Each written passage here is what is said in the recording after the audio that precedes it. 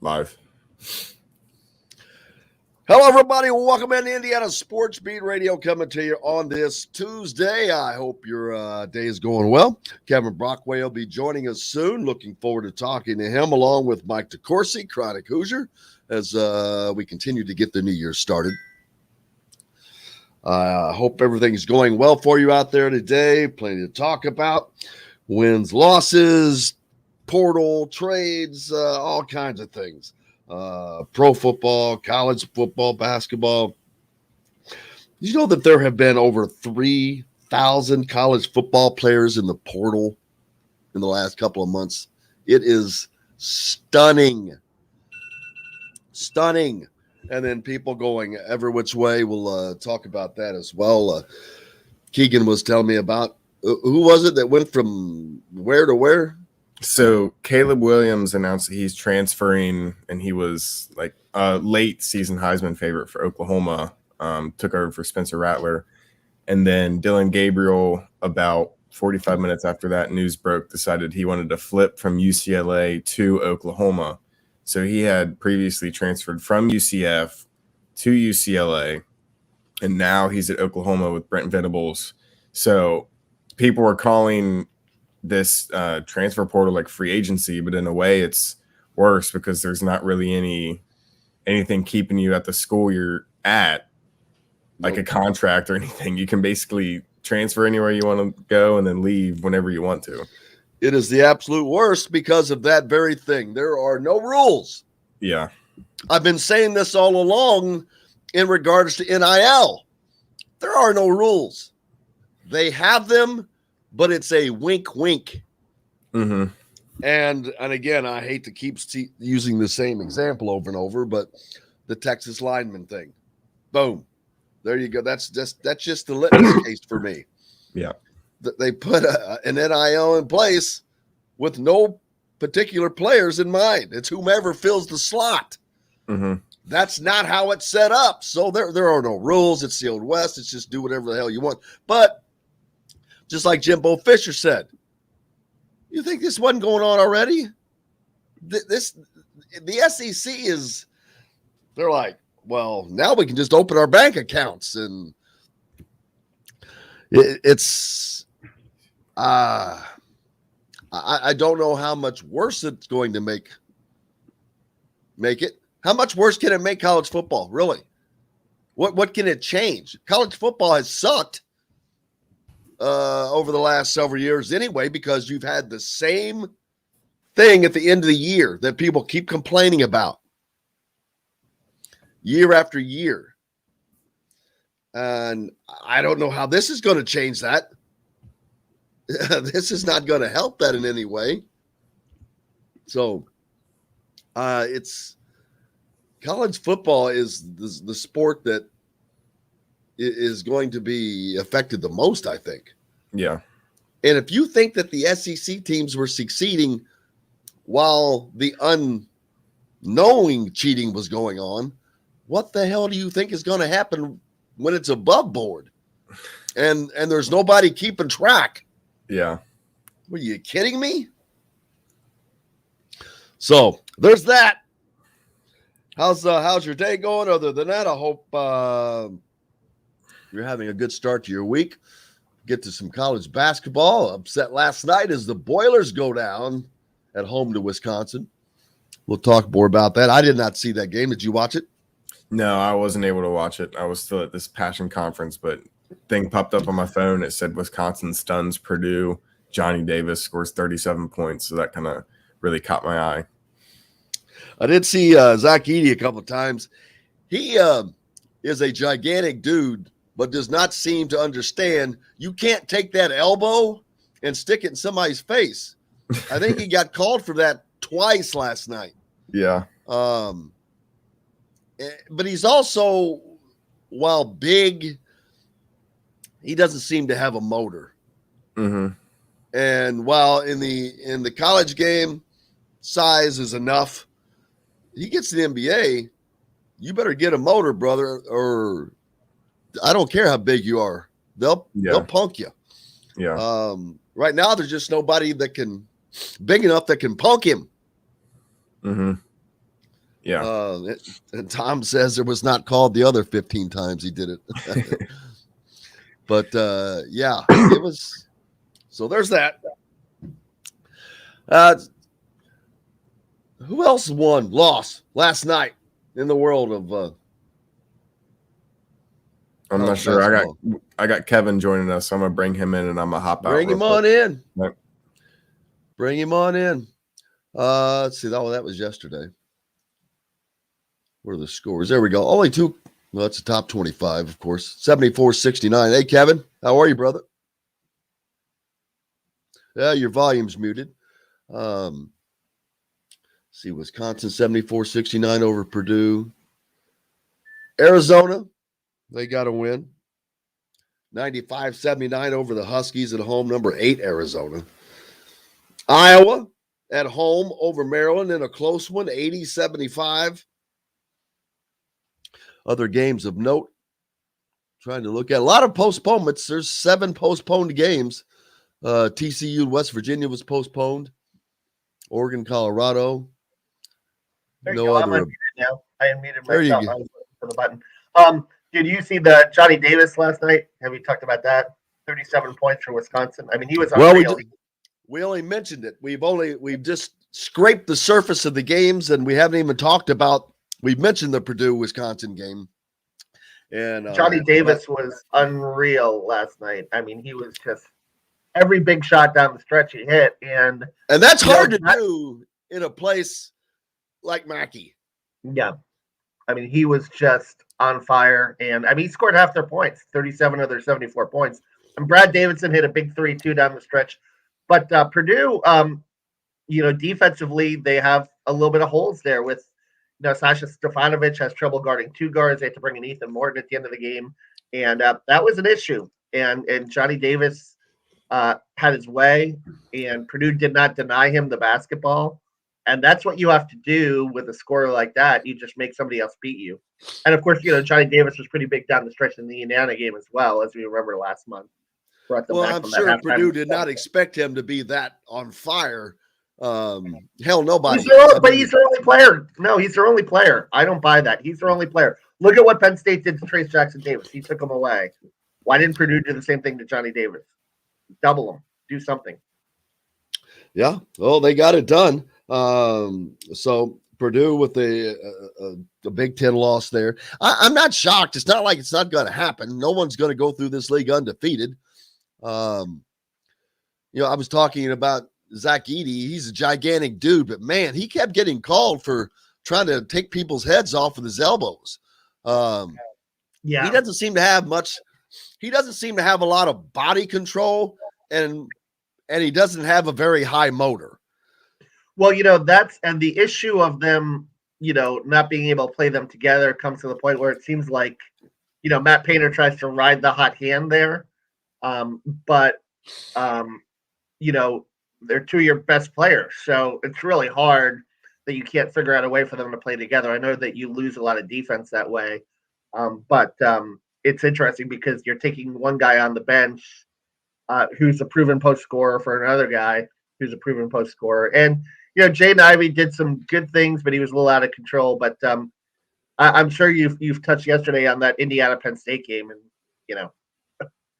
I mean, you talk about a bad loss. I mean, a 21-day layoff. And I remember the spring, Jim, where you were like, Indiana, top 4 team in the Big Ten. They don't look like a top 4 team in the Big Ten right now, Jim. No, I thought that they could make it up to the top 4. Well, if you're not beating Penn State on a 21-day layoff, you're not going to be one of the top 4 teams. No. Well, Penn State had a 22-day layoff. That's what I mean. That's what I mean. They had a 3-week layoff, a first-year coach. I mean, Here's a nice, tough player, but here's what I'm seeing from the Indiana basketball team. They don't have any toughness. They're not a tough team. They're getting punked by teams, to me, in my personal opinion. They're just getting punked by teams who are just like, hey, we'll play you straight up.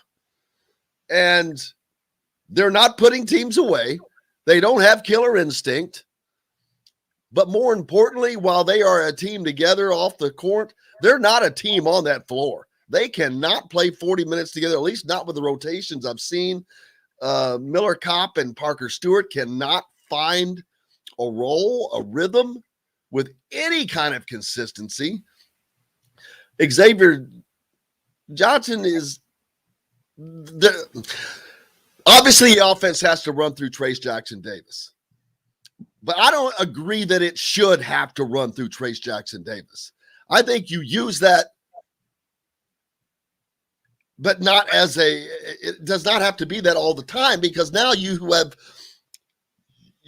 set this offense up to where it has to do this.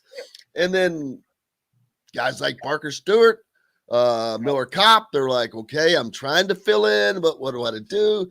I don't think they're as aggressive because it's not as wide open as it should be, in my opinion. Trace missed a few bunnies down the stretch in that game, but people were complaining in the Wisconsin game that Trace wasn't getting the ball enough down the stretch. He got the ball down the stretch and didn't make all his shots, which you need to make. Johnny Davis is a guy who made all his shots down the stretch, and Trace has to be that guy in order for this team to have success. Yeah, but you can't depend on one guy. They got enough guys out there that Wisconsin depended on one guy. They depended on Johnny Davis. He delivered. Well, Davis hit a three. Do they have a Parker Stewart? I mean, why is Parker Stewart only getting 3 shots in a game? Well, no, I mean, that's the thing, and he's not assertive enough, and also they're not looking for him enough. Okay, if he's not assertive enough, but why at this stage of the season is it not become a paramount situation where we have to start getting him X amount, 7 shots a game? He has to take 7 shots a game. Woodson talked about that on his radio show last night, that he has to set more bar screens for Parker Stewart and Miller Kopp. So we'll see if they make that adjustment in the Ohio State game.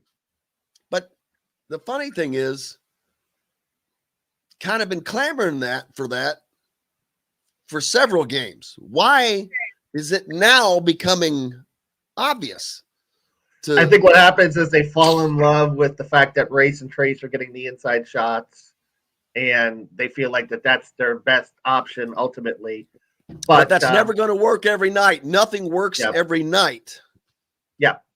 But listen, they were 4 for 17 for 3. And generally in conference games, you don't shoot as well on the road.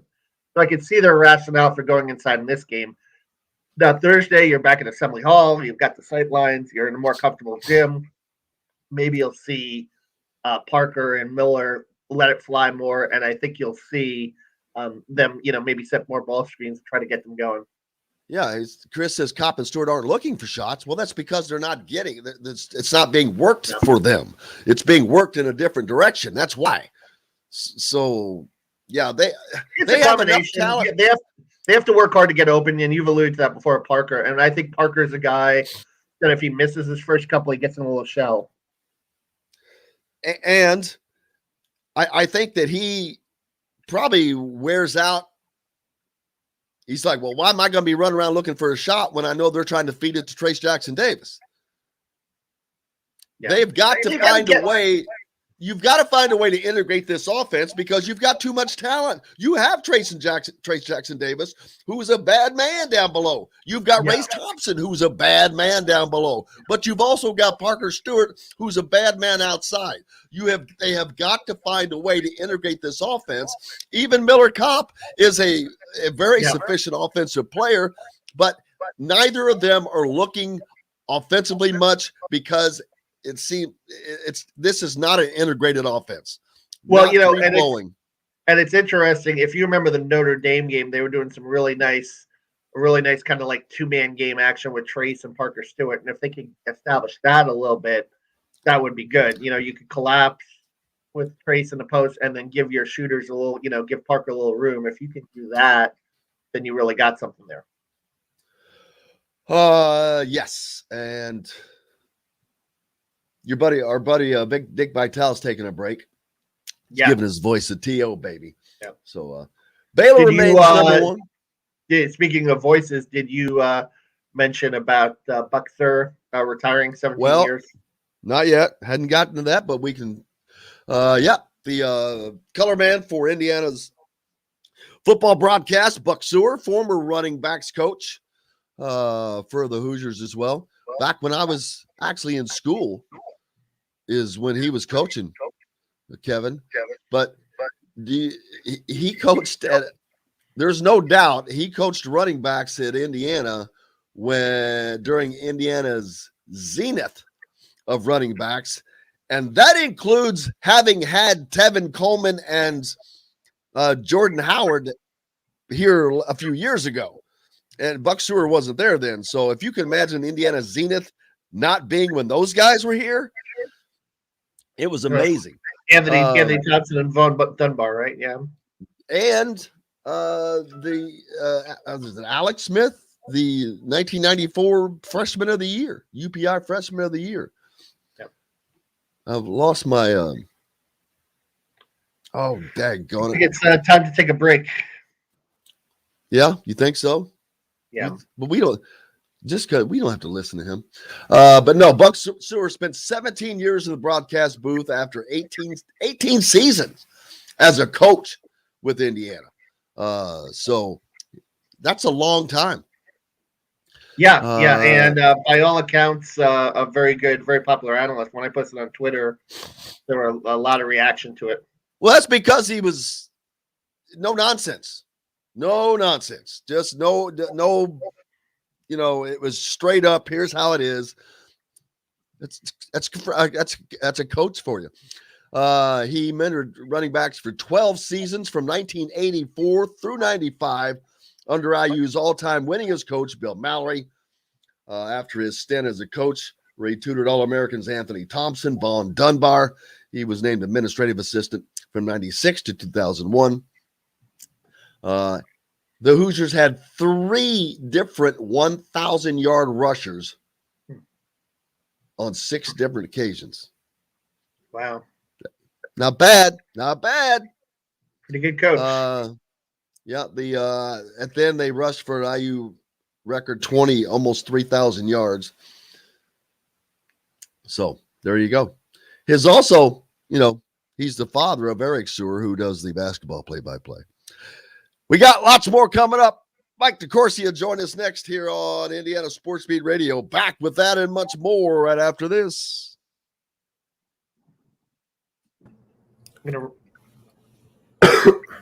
Keegan. Yeah, it went into my junk email. Did it? I thought I sent it to the same one, link, but maybe. The first link, yeah. So I'm sorry, I didn't check that. I usually don't check that. I usually just check my regular email. No, that's good. He's junk. But I woke up a little close to the time, and then I was looking for it. I couldn't find it. I'm gonna get a cup of coffee. Gotcha. And I'm gonna run. I got something. I got a gift for you. Good morning, Mr. DeCourcy. How are you? I'm well. Good morning. Figured I told Jim you'd have a lot to talk about with Big Ben's last game last night, so I'm pretty sure you were locked into that. That was pretty cool. Yeah. It wasn't his last game. His last game at Heinz Field. Last game at home. I was going to say, what happened? Something happened? This is last game. Hello, Mr. Mike. How are you, sir? I'm good, Jim. How are you? I am fine and refreshed. I snuck off to Florida over the weekend. Oh, how about that? How long were you down there? I left on Thursday and got back yesterday. Oh, so just long enough to realize how freaking cold it is here. Yeah, it was just me by myself. I took off and I sat in the same place every day and enjoyed the heck out of it. Where in Florida? I was in the Tampa Bay area. Okay. It was warm enough. Now you're back in the cold world. Oh boy, I looked at that forecast and I was like, "Oh no!" It was actually nice here through New Year's Day, and then it got cold on Sunday.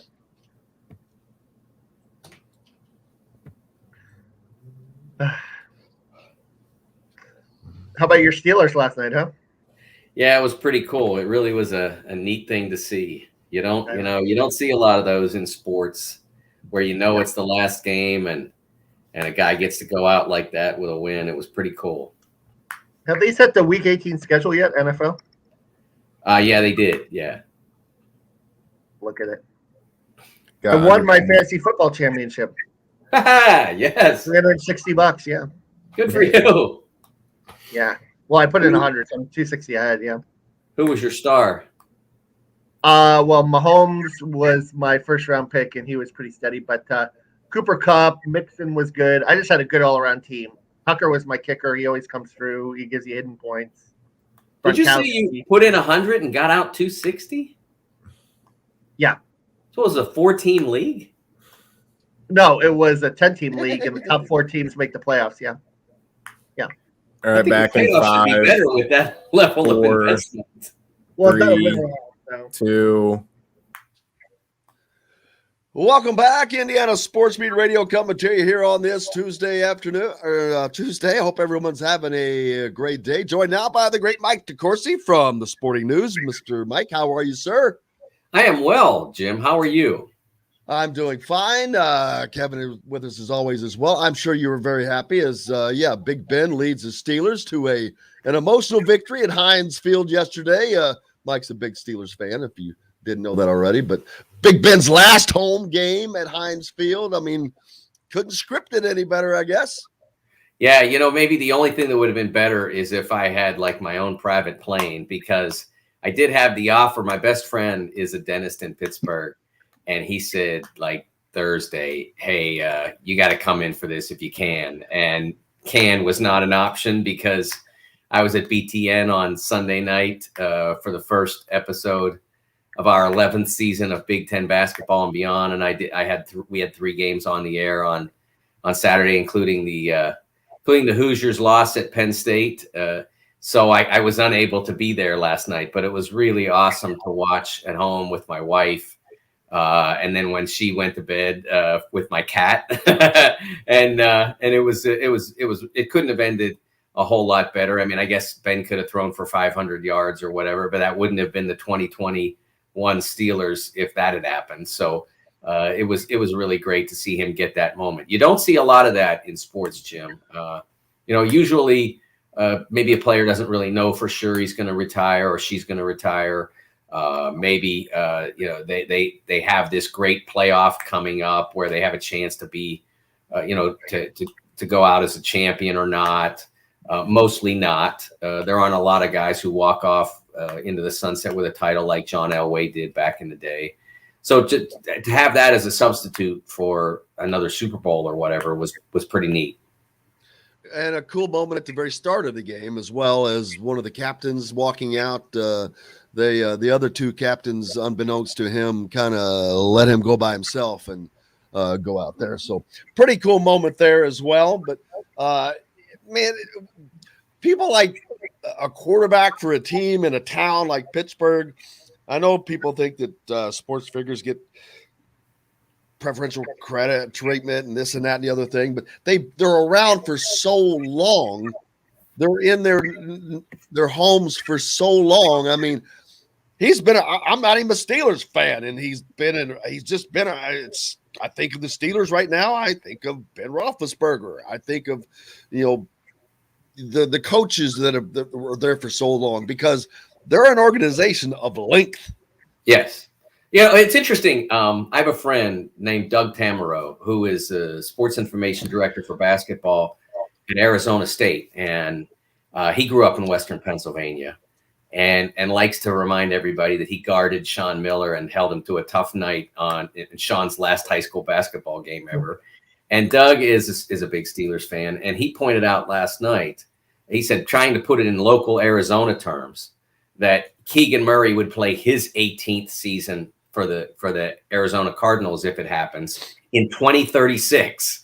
So that kind of puts it in really good perspective, I think, to tell you, what the breadth of time that Ben has been there. I remember where I was when he was drafted. I remember, all the big games some of the amazing big games that he's had. It was the perhaps no throw in Super Bowl history better than his throw to Santonio Holmes in the corner of the end zone to win the 2008 Super Bowl over the Arizona Cardinals. It's an amazing history. And you saw his name. If you watched the game last night, they showed statistically what he's accomplished. Only 3 quarterbacks with, I think it's 60,000 passing yards, 400 touchdowns, and at least 2 Super Bowl wins. I thought that was pretty cool. It's him and Brady and Peyton Manning. So not bad company to be in. No, not at all. I mean, definitely a Hall of Famer. And I wonder what'll be next for him. Does someone like him get into coaching? I wonder. I doubt it. I think this will be a challenge for him to find out what's next. Now, he does not have to have a next if he doesn't want to. I mean, his next could be literally, he has 3 children and a wife, and his next could literally be just raising his children. I mean, he's made probably $250, $300 million in his career. I don't think he's had any money troubles. He's been, reasonably smart with his money. So I think it'll be a challenge for him to find something that's next, because I don't know that he's a natural broadcaster. He might try it. I'm not sure that he's a natural fit for that. And I don't think that coaching looks like what he is. So I think he might be kind of private. I mean, Jack Lambert, when he retired, he became a forest ranger, and that's what he did. And I don't know if he still is doing it now. He'd be approaching normal retirement age, or maybe past normal retirement age. For the LA Rams. Yes. But that's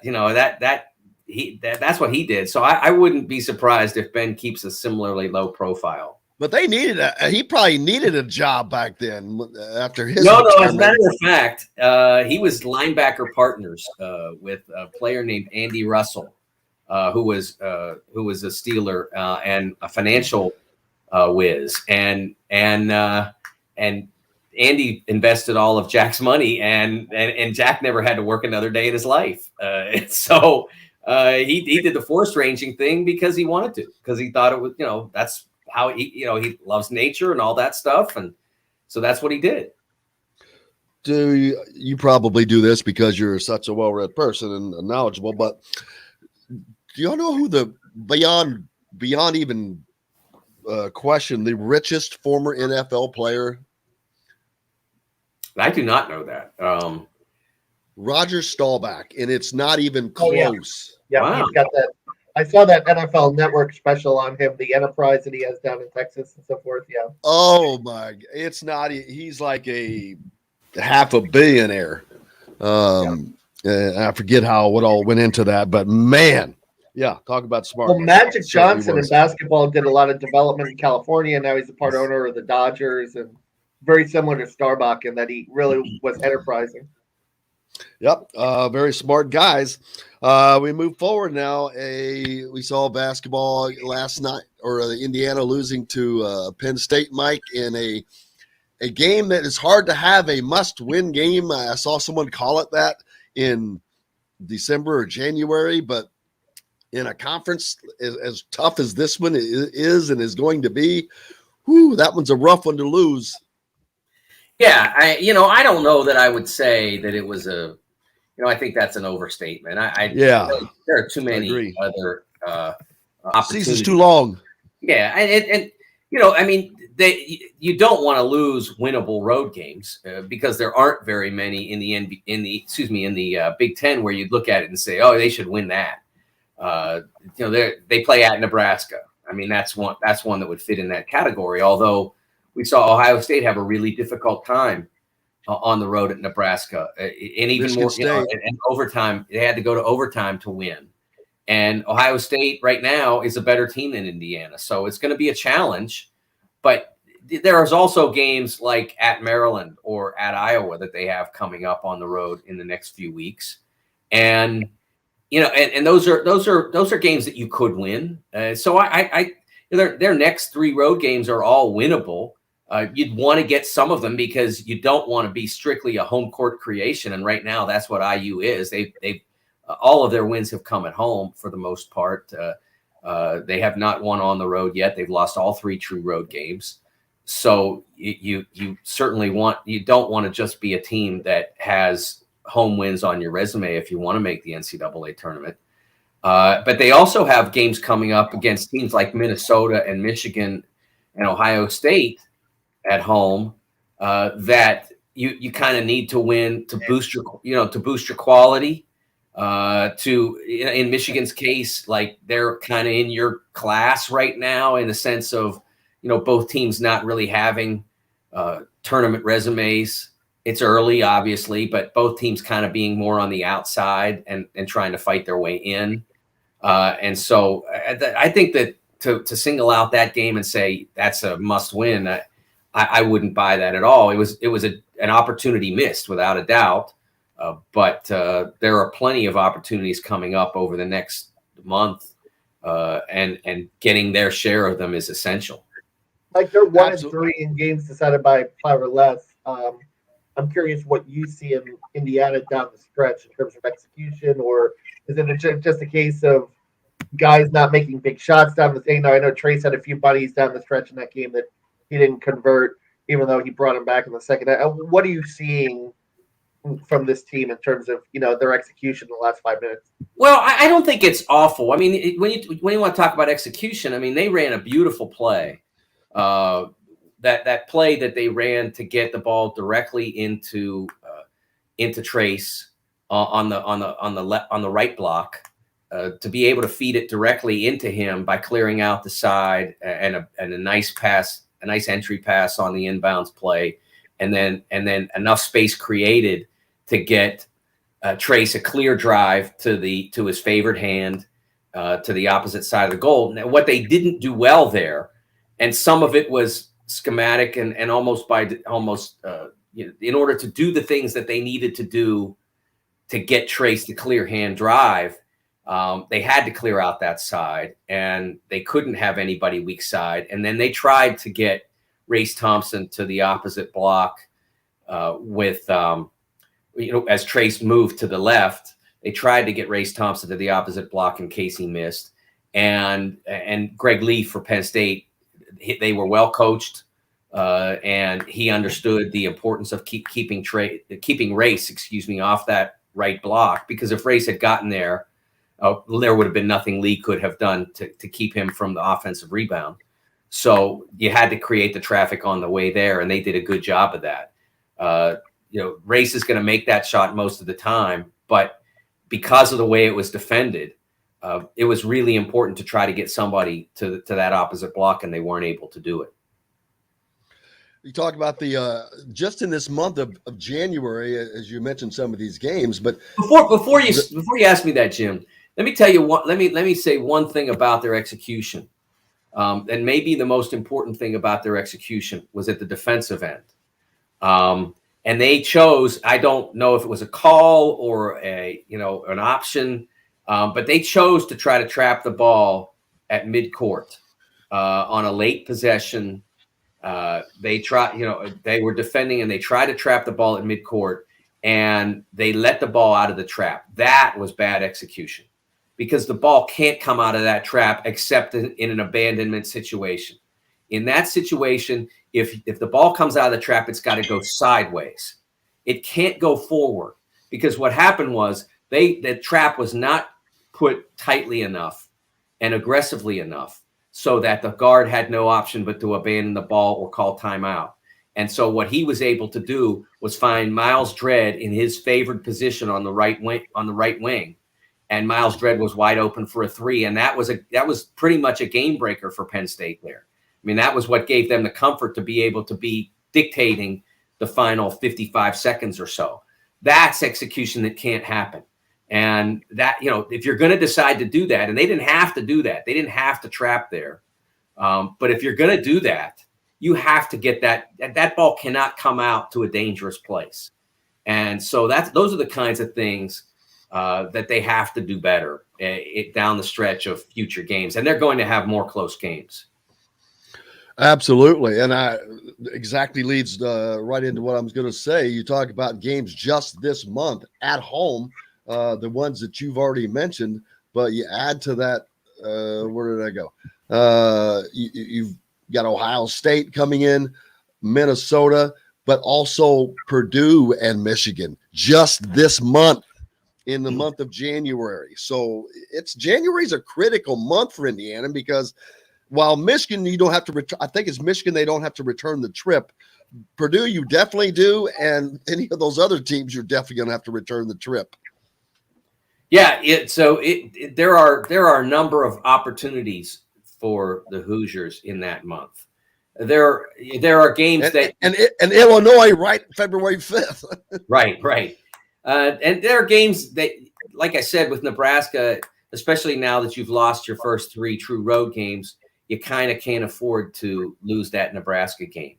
And the at Iowa game is a challenge, because Iowa is terrific in transition. They've got, Keegan Murray right now is playing like a first-team All-American. He was phenomenal last night, 35 points, making almost every shot. He was great. And that's a defensive challenge for the Hoosiers. They don't have anybody like Keegan Murray. They don't have a big wing that you say, okay, that's who we'll put on him. So it's going to be a defensive challenge for them in that game. Minnesota's coming in after Ohio State. Minnesota comes in on Sunday. We have that game on BTN. That's a big game for the Hoosiers, without a doubt. Minnesota's played very well to this point, but it isn't an established power. So this is your chance to show them what it's like to play at Assembly Hall, for instance. So I think all of that plays into what's a critical month for Indiana.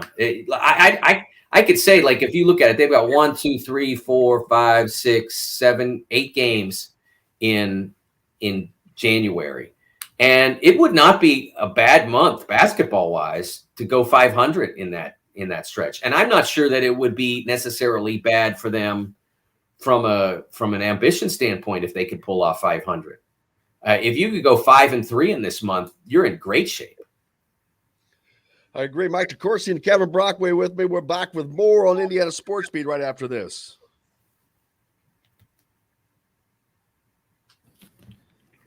Did anybody catch Peyton, Eli, and Snoop Dogg last night?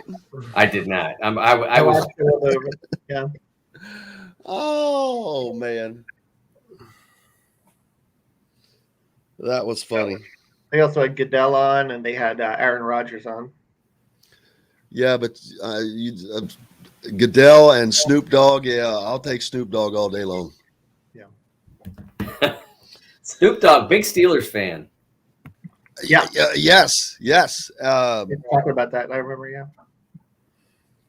Cracking me up, though. I mean, like, Peyton, Eli, Snoop Dogg. That's not one I ever predicted. I just did not see that one coming, man.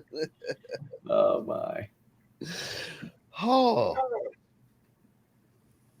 There's a picture of him. He's an Adidas guy, too, because I noticed all his stuff is Adidas. There is a photo of him. I think it was a promo for his last video. He's wearing a jacket that has all of the Indiana national championship banners on the back. Wow. I have to find that, but I was like, I've never seen that jacket, A, and B, Snoop Dogg's wearing it. It's like, wow. Please tell me I kept that.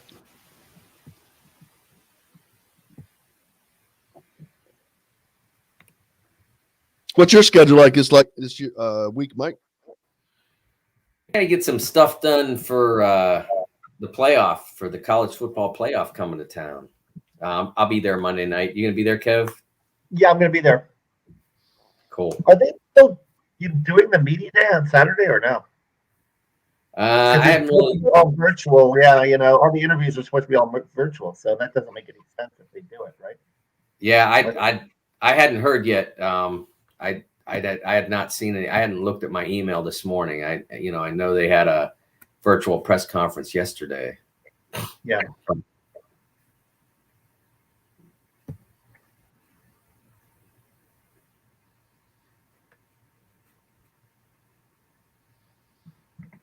I don't know if the events are going to be impacted too because of COVID. Like, are they going to scale back things, or what are they going to do?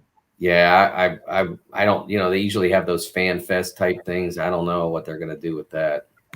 Yep. Back in 15. Could be interesting. Oh yeah, absolutely. 5, 4, 3, 2. Welcome back, Indiana Sports Beat Radio coming to you on this Tuesday. Welcome back, as we've been talking about a lot of college basketball, but the college football season coming to a close, and here in Indianapolis as the national championship set to take place on Monday. Two shocking teams involved, Georgia and Alabama. Who would have seen that coming? There was an article in the Atlanta Journal-Constitution yesterday about how it's too cold here in Indy and too expensive. That's what they said. Too expensive because it's hard to get a hotel room here. And I'm like, oh, who would have thought that at the national championship playoff game or at the Final Four or at the Super Bowl that it's hard to get a hotel room in the town? I mean, my goodness, that's such breaking news. That that it's hard to get a hotel room below $200+. I mean, I've never seen anything so ridiculous in my life. I mean, come on, we're better. The Atlanta Journal-Constitution, one of the great newspapers in America, and that's what they dish up for their readers, that it's cold and expensive here. Who would have thought? Yeah, that's Indianapolis is actually, I've always found to be a very reasonable town to find some place to stay while stuff's going on, even because during the summer they have more crap going on with baseball tournaments and soccer tournaments, and I would be traveling and I'm like, man, but yeah, you can get it done. But do you think it's going to be cheaper in Miami? Right. Cheaper in Orleans? Or it would LA? be warmer in Miami. I think it would be warmer, but it would be warmer, twice as expensive, probably. It's not expensive here, man. You can go to Harry and Izzy's if you can get a reservation and get 2 $6 sliders for a plus a baked potato for like $20. Come on, man. It's not much. Where are you going to get that in Atlanta? Nowhere. Not in the Buckhead section. So speaking of the national championship game coming up, we had the semifinal game, obviously, Cincinnati, Michigan, both going down. Cincinnati, they gave a performance worthy of being there because actually their game was closer than Michigan's was. So, but it's like the same thing every year. It's just two teams every year. And I'm like, when did we get to the fact that there's only two superior teams in this sport? Well, we got that way with the playoff when players figured out that if I want to be in this thing, then I got to go to Alabama or Ohio State or Oklahoma or Clemson. And if I don't go to one of those schools, then my chances of being in the playoff are very small. And so you've seen the Pac-12 basically get evacuated. You've seen the best talent funnel to those programs. And that's why the playoff absolutely has to expand, because once you expand it, then the players being recruited, teams can say, look, if we win our conference, you're going to be in this deal. And we're going to help you make a pro. Look, we turned out this guy, that guy, the other guy. It's not just the guys from Alabama and Ohio State that can do that. We can do that too. We turned out this player, that player, depending on the school, whoever it might be. I mean, Penn State could say, hey, we turned out Saquon Barkley. We turned out Micah Parsons. You can be an NFL first round pick from here. And if we win our conference, we can make the playoffs. Those kinds of things can be said. Right now they can't. And so players all funnel to the same programs. And that's been the problem. The argument that if you expanded the playoff, we'd still have Georgia and Alabama. In this particular season, we probably would have, but it's not just about 2021. It's about future seasons. If you had said in 1975, well, there's no point in expanding the NCAA tournament because UCLA is going to win it every year anyway. They've won 7 out of the last 10. Well, I mean, that's not how it works, is it? They expanded the NCAA tournament, and we've only had since 1975 2 repeat NCAA champions. And I know Kevin knows that stat because he covered one of those teams. That's right. The Florida And Gators Indiana was the one that yeah. could have been. But it's NIL could balance it out too. I mean, I think we all know why certain 5-stars are going to Georgia and Alabama and other SEC schools, and hopefully, if the money gets the wealth gets spread to other conferences, that can help as well. I think, and maybe keep some guys at home that aren't at home, because if you're just going to Alabama and the virtues of Tuscaloosa, Alabama, I'll tell you, I've been to Tuscaloosa, Alabama, and there's not much there besides Dreamland ribs. Let's put it that way. If you're a 5-star and all things being equal, and you could, make as much money enterprising in Miami, Florida as you would in Tuscaloosa, Alabama, you'll choose Miami, Florida 9 times out of 10. Yeah, so we'll see. Look forward to how that goes. The ACC as a conference seems to be in the dumpster. Football, basketball, both.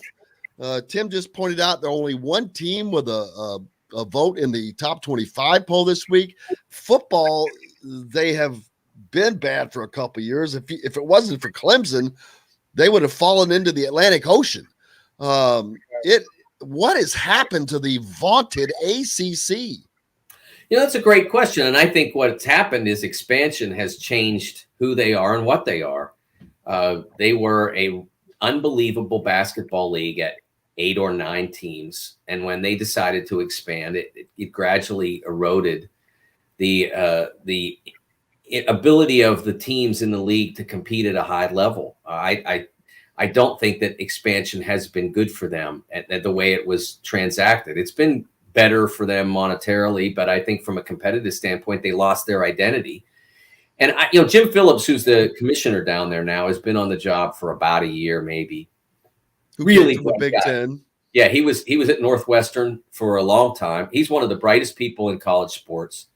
I think that he will help get that turned around. But in around 2015, 16, maybe something like that, I don't remember the exact year, the SEC looked at itself and said, "Man, we stink at hoops. We're really bad. We got Kentucky, and that's it." And and Billy had gone from Florida, so it wasn't the same there after the 2014 Final Four, and so they just started to stink. And then so what they did was they said, "Okay, we got to fix this," and they made some efforts to do that. They hired Dan Leibovitz to run to be their associate commissioner for basketball. They hired Mike Tranghese as a consultant.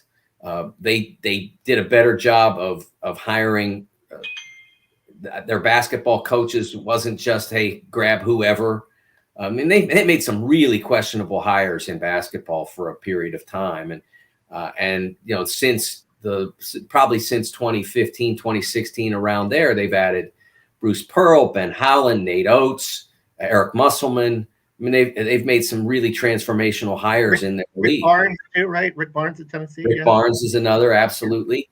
And so we've seen it. We've seen the programs in the SEC rise, and right now they're one of the 2 or 3 best conferences in college basketball in this particular season. So I think the ACC needs to have that kind of vision forward. And like I said, they have the right person in place to do it. And I think it's really important to look at it now, because you see transition at Carolina with Roy Williams retiring last March. We know that Mike Krzyzewski will retire at the end of this season.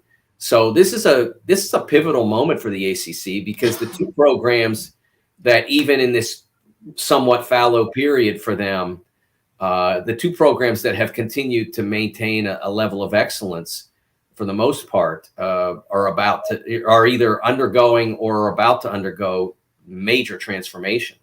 And Leonard Hamilton's in his 70s too at Florida State, who had built it pretty well. They're kind of having a little bit of a down season this year, but he's another guy too that probably won't be coaching for another 5 or 10 years. I don't know. Leonard has not aged like in like 50 years. So if he were 125, still looking exactly as he does now, and coaching the Seminoles, whatever year that would be, 50 years from now, so that'd be 2070, I would not be at all surprised. Jim Boeheim, 78 at Syracuse, still going strong, Yes, but he, as you said, it's another one that will probably change within the next 5 years. So it's a huge pivotal time for the ACC. Yeah, we're seeing, and just college basketball. This is the time we're seeing some of the big names that have been around for a long time. Mike Krzyzewski, you just mentioned Boeheim, that will be going away. Roy Williams, who, they were around for a long time. That's a seismic shift in the sport with coaches. It's funny.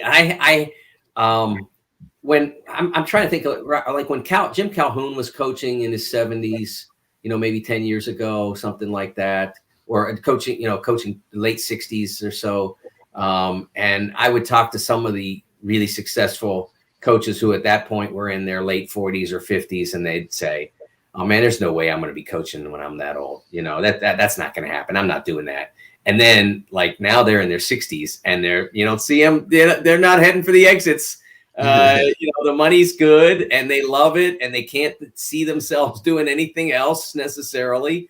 So nobody's quick to retire from that business. If you can stay, you pretty much stay. I've not, Lon Kruger was 68 when he stepped away. And that's not super old, but it's not super young. John Wooden was 65 when he retired and did say later on that he thought, that if he probably made a mistake by not fighting mandatory retirement, that he should have tried to stay on, that he was disappointed that he did. So, the current group, Calipari, Bill Self, I don't know that they're necessarily going to rush to the exits. I think they'll continue to do this for a little while longer. I can't get this John to upload this, or Keegan rather, and you're not sure if you can see that. Let me get that. Yeah, there you go. That's Snoop. Snoop. And yes. I'm going to guess, if I'm guessing he's being arrested in that video with the harm on his back, is what I'm assuming that is, but it's a pretty cool jacket. That is. I like that. The funny thing is, never seen that jacket anywhere. I've never seen it advertised anywhere. So I don't know if Adidas had that made special for him for that video or not, but it's kind of wild. I remember when I saw that. So crazy. It's interesting of all the things he could have been wearing when he was fake arrested in his video, they would be wearing IU gear. It was hilarious. Well, I do know that he sent a shout out to one of the Krogers in Bloomington who carries what is it, Kevin? He has some kind of alcoholic beverage that is under his line. But one of the Krogers or all the Krogers are carrying it. So he gives a big shout out in Bloomington B-Town I was like, man, what the hell is happening in the world? Snoop Dogg's giving a Kroger shout out in Bloomington. He's got an IU jacket on. Craziness. What's coming up next for you, Mike? The college football playoff, as we mentioned before, is in our town. Yeah. And so I will be high above the sideline at Lucas Oil Stadium on Monday night. And we have our second episode of Big Ten Basketball and Beyond coming up on Sunday night. Looking forward to that. As I mentioned before, we have the IU Minnesota game on our air on Sunday as well, and a couple other games. So, the more basketball we get played, the better. I'm looking forward to that. It should be a really fun weekend. Looking forward to it as well. And make sure you give Mike a follow at The Sporting News, but you could also follow him at DN as a studio analyst and Fox Sports as well, but at TSN Mike on Twitter. Mike, cannot thank you enough, man. I appreciate you. Thanks, Jim. Thanks, Kevin. See you Monday. Thank you. Yes, sir. The great Mike DeCourcy joining us here on Indiana Sports Beat, as always. Lots going on right now, and especially lots going on right now in Indianapolis with the national championship. A buzz. They're trying to have as much fun with that. The weather. Had this been a week ago, they would have been over the moon excited. And then all of a sudden, the Arctic draft, boom. Because, a week ago, it was in the 50s and 60s. And, dog. I think the interesting thing, too, will be like with the Omicron, what they're going to do. Obviously, I think, interviews are all virtual right now. So they're trying to keep the players shielded. And the events, I think, are optional for the players to attend. I think they're trying to keep the players safe, but I do think that they still want to retain somewhat of a festival atmosphere downtown. So that'll be interesting. I just saw that they're going to actually have a news conference tomorrow up in Indy addressing that. So we'll see what the if any of the events are going to be scaled back. But I know they are planning concerts downtown, and I don't think it's going to be too cold over the weekend, as cold as it is now. I think it's going to be like 40s, 30s, so it's not going to be terrible, unbearable. But certainly those Georgia and Alabama fans will be a little chilly coming from the southeast. 19 Crimes Wine. That's Snoop the Loop. Snoop a Loop. You can bring your green hat. Yeah, 19 Crimes Wine. That's his wine that is available in Kroger. But Snoop Dogg giving a shout out to Bloomington Kroger. That's still I just still laugh about that. That's funny. We got lots more coming up. Chronic Hoosier is going to join us as well. Back with more Indiana Sports Beat, brought to you by our great friends at Remax, Cheryl Sizemore. If you're looking for a home in the Indianapolis area, you need Cheryl Sizemore's 2 decades of experience. Could be the difference in getting the home you want. Back with more right after this.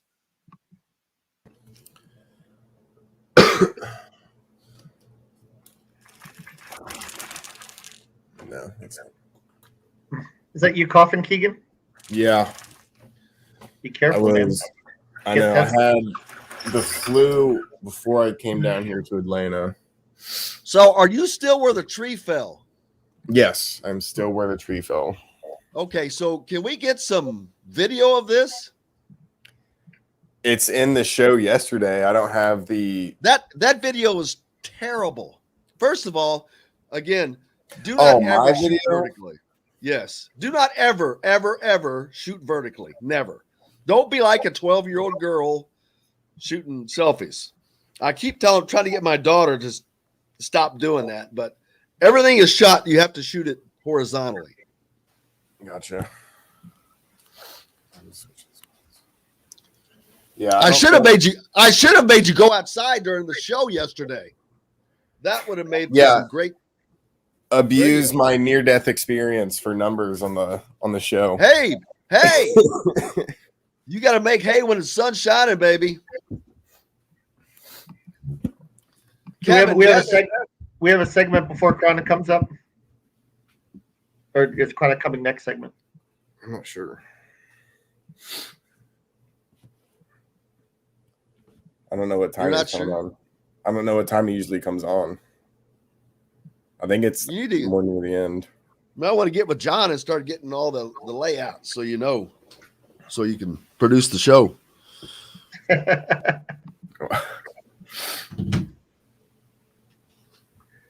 This will be good on the resume, Keegan, though. Producing the Jim Carl show. Yeah. How about that jacket? It'll get you places.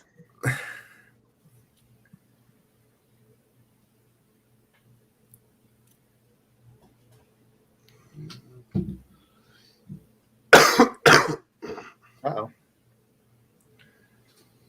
I need to wake up and get outside, get some food in me.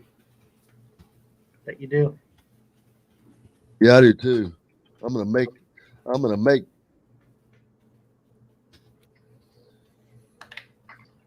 my breakfast I haven't had in a minute.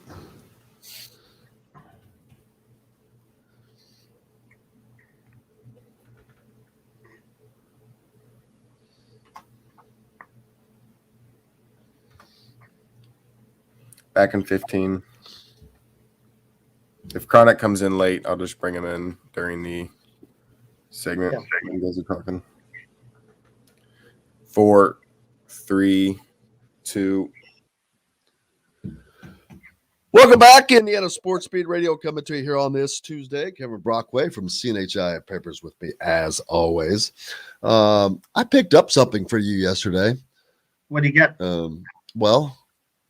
I in the break, I'll go get it so I can show it to you. Happy New Year, by the way. Happy New Year. It was very good. And it's interesting what the best part of ringing in the New Year's is. I don't know if you see on Netflix, but a new season of Cobra Kai is out. So I've been binge watching some of the episodes. Yeah. Did you ever get into that show or no? Nope. That's and that's what, Karate based Kid off of wax on, wax off. Yeah, the Karate Kid all grown up. Yeah, it's been pretty good. It's been a good, it's just. Oh, wait it's a just minute. it's so funny who's because who's it about? Is it about him or is it about those? it's the him Cobra and Kai Johnny guy? Lawrence. It's everyone. Everyone comes back. Well, Miyagi's dead, but it's just so funny seeing Johnny Lawrence stuck in the '80s in the 2020 world. That's what's really the most comical about it is he's kind of kind of a broken 50-year-old guy, like we all are right nowadays. You know what I mean? Like we're all stuck in the '80s, right?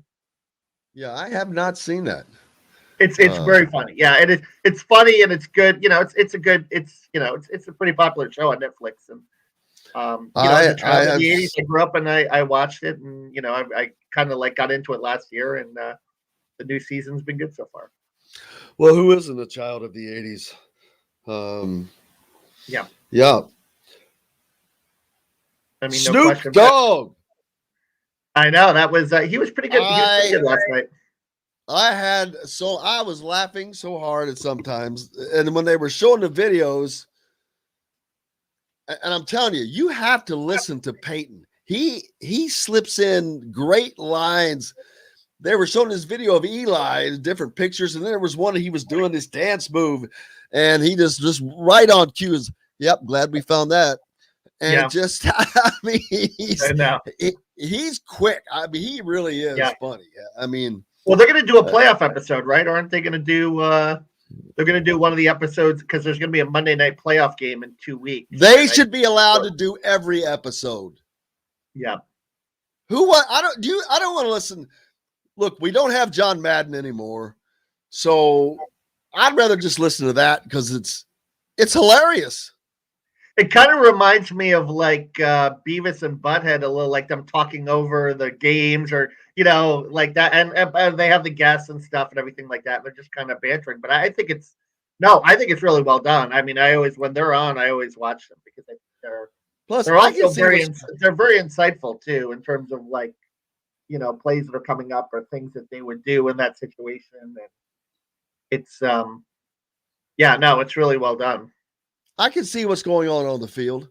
I don't need to explain to me that the Saints just handed off for a 5-yard run. Yep, I can see that. I'd rather laugh at the goofy stuff that's going on at the same time and watch the game. Yeah, but they just don't do goofy stuff too. They do. Oh no, break down some things that are really insightful. I think as well. Nothing gets by him. Yeah. He could be in the middle of a bit, but nothing gets by him. Like Peyton, he'll be sitting in the middle of a joke, but he'll go right back. Hey, I mean, Eli too. Eli's good. Eli's perceptive at picking stuff up. Also, it's not. They're both NFL quarterbacks. I mean, yeah. So there's no question about that. But I just enjoy the heck out of it. I think it's smart. I think it was smart of Eli or Peyton to not do the analyst thing. This is way, way, way better for him. It allows him to be him. Yeah.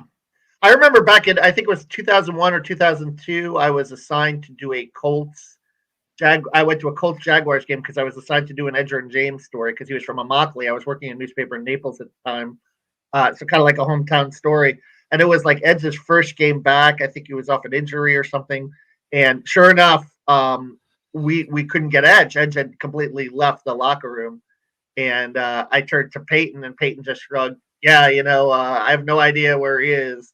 But he talked to me for 20 minutes about Edge and what he meant coming back and stuff and everything like that. That was my Peyton Manning moment, which was pretty cool.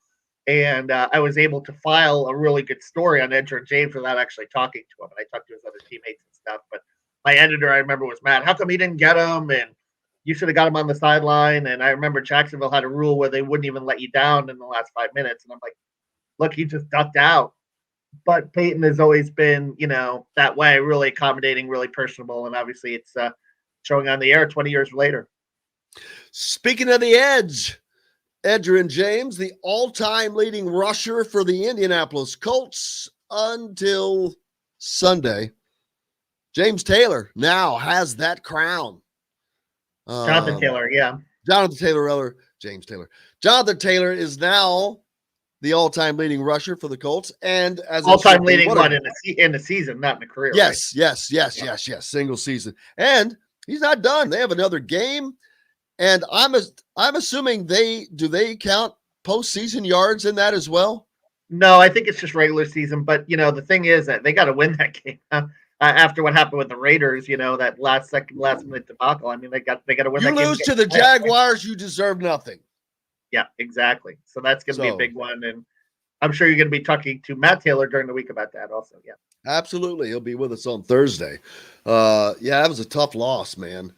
But speaking of tough losses, Jets had the Bucks. They were right there, and then they let him off the hook, as Dennis Green would say. I mean, Tom Brady. They let him off the hook. Let him off the hook. We knew what they were. You want to crown their ass? Crown them. At first, there was this play call. Where I thought it was like it's 4th and 2, and it was a sneak, and apparently that wasn't supposed to be the play call. It wasn't communicated properly, so it was that was not what was supposed to be run, and that gave Brady the ball back with under 2 minutes, and what happens when Brady gets the ball back with under 2 minutes, needing a touchdown. Now 9 times out of 10 he gets it. And then Antonio Brown went nuts that same game, as you remember, and took off his shirt and left, and that was kind of a weird, wild, wacky game. A weird and wacky game. Yeah. Hey, just apparently there was a situation at IU Bloomington. The final update has ended without injury. The subject is now in police custody. Police remain on the scene to complete an investigation. So, that was the thing at the memorial last night. I saw. Yeah. Yeah. Scary. So we'll just go to the news for more details on that. But yeah, thank goodness. That's nuts. Holy cow. Craziness. Any guess on what the Washington football team's new name will be? Announcing on February 2nd. I got to be honest. I'm not a fan of their team, but I like the Washington football team. It's a little weird, but it's like it's a little soccerish. Yeah, but it's unique and it's different. It is, yeah. I heard the Red Hawks was one that was being thrown around, because they could keep their colors, and that was one that I had heard that was being bandied around. The Washington Red Hawks. Why don't you just call them the Yellow Maroons? Or Yellow Morons? I don't know. That's a name that's been thrown around. So there's that. So yeah. Yesterday you weren't around. Keegan is producing this week and had a tree nearly fall on him. Jeez. Keegan, what is the situation with the tree? It's still sitting there. I want live video. I can't get you live video. I'm not John, the producer. Do you not have a laptop? I have a laptop, but I can't share my screen. You don't need to share the screen. You have a camera on it. Walk to the scene and show it to us. That's where we There you go. There you go. This is live action. Yesterday, while the show was going on, and I should have made him do this yesterday. It would have been even funnier because he's like, what? Wait, what? I think a tree just fell in the house while the show was going on. And so sure enough, a tree that he described as a 2 foot by 2 foot tree. So it's a nice, perfectly square tree. Wait. I don't know if you can see it, but it's falling. Is that as close as you can get? Yeah, it's not in the yard of my Airbnb. All right. It's probably a 3-story tree with multiple huge branches just fell straight over, snapped at the bottom because it was rotted. So no good. I just thought we were going to see some great video, some damage, something, but nada. We got nothing. We got nothing. All right, Indiana football, Kevin. They are in dire need of a quarterback. They have to pull a quarterback from the portal, to me, without question. They have to pull in a quarterback. Well, they have Jack Tuttle. Yeah, this was supposed to be the week, right? That they were supposed to they have kind of like a window this week to have people visit on campus. So this is supposed to be the week that they're supposed to get something done. And they're trying to get, a guy in February too. But yeah, you want, Bo Nix is still out there, right? Isn't Sean Shivers trying to talk him into coming here? I don't know if that's going to work or not, or the Worm Shivers, right? The Auburn transfer. But we will we'll see. But you'd like to get someone that's certainly halfway decent, that's out there to try to get this, give Tuttle a little competition. And as we've seen, we saw last year, you can never have enough quarterbacks, right? That's the big issue. And they were stuck with the two true freshmen. Does Greg Gremmel, do you give him a scholarship? He was a guy that showed some things at the end of last year. Does he get in the mix? Offensive line. Forget about the quarterback for a moment. Offensive line. All right, there was no movement made. I'll be honest with you. If this had been any other school, there's no way that Darren Hiller still has his job. And I don't mean that. I'm not saying anything negative. I'm just saying facts. If this was any other school, he does not have a job. There's no way that only one change comes after such an unbelievably, horrifically undoing of an offense that started on the offensive line with the same cast of characters you had from a season before. I cannot explain it. I don't know. We know why it was so horrific. 2 years ago, you had Stepaniak, who's an NFL draft pick. Last year, you had Kreider. So you lose those two guys. But the other guys didn't. Caleb Jones is a big guy, did not develop to the level that you would have wanted him to. And that was just, Bedford is a guy that has a lot of talent, right? And they moved him around. They were really high on Luke Haggard. Did he get better, in his second season? The center position, Dylan Powell, was just okay. You need your best offensive lineman to be your center, I think, and you need a really good center. And maybe Zach Carpenter will step up next year, or maybe they'll find somebody else. Well, and that's another thing. The recruiting, there were no big names. But they did pull in some more from Fort Wayne guys, which that's always a good. Yeah. Whenever you pull in somebody from Fort Wayne, that's always good. Joshua Sales is a guy, obviously, he's got a lot of potential. He's a young guy, right, that they got from Brownsburg too, right? He's going to be a guy that I think they're going to look to in the future. The kid that had the torn ACL from Mississippi, I know they're really high on Khalil Benson. If he recovers, he's another guy, big guy at the tackle position. But yeah, they're going to need something. They're going to need guys to develop and step up on that offensive line in order to, have the success that they're going to want to have this season, which is, really, it's going to be really important. I think, do you move Bedford? Do you move Bedford back to tackle with Caleb Jones gone? I think that's going to be interesting. Why was there any expectations to expect something different from an offensive line that doesn't change in any way, shape, or form? Coaches doesn't change, players don't change. Why would you expect change? Why was there any reason to expect change? Yeah. Well, Hutchinson and Ajabo will be gone from Michigan. So, there are a lot of kind of fierce pass rushers in the league. It'll be interesting to see as well. But maybe Tom Allen thinks it's more scheme-oriented than player-oriented or offensive line-oriented. Maybe he thinks that Sheridan was the problem and he's as close as anyone else. So do we give him the benefit of the doubt on that? Actually, I hit the wrong one. Ross says he's predicting 6+ inches of snow where he is on Thursday, and we're substantially north of you. So does that mean we're getting snow? After all the rain, I'll probably get some. He should get some tree falling for us. So thanks, Ross. We appreciate you.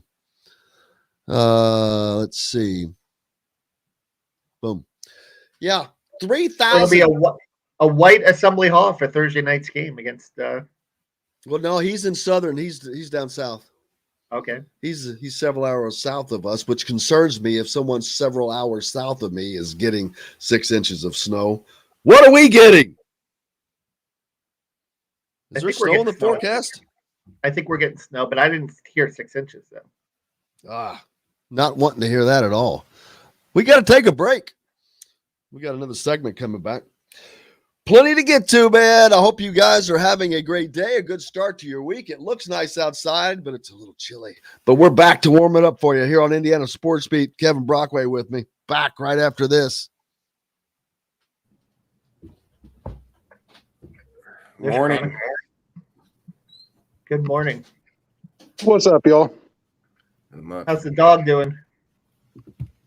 Oh, muddy. How about your knee? I'm awesome. I am absolutely awesome. I took too much time off over break. I did pay the price for that. Got a little lazy with the rehab during the holidays, but back in the swing right now. Yep.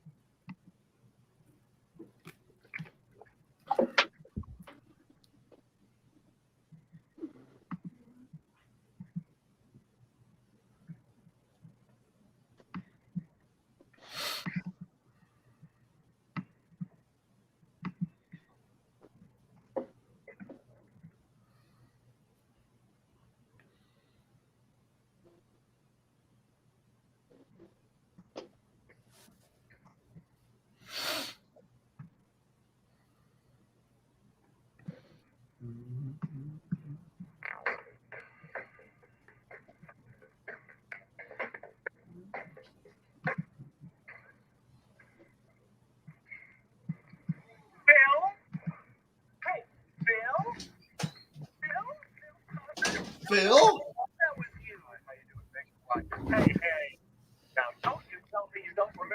Phil? Don't you remember me? Because I darn sure remember you.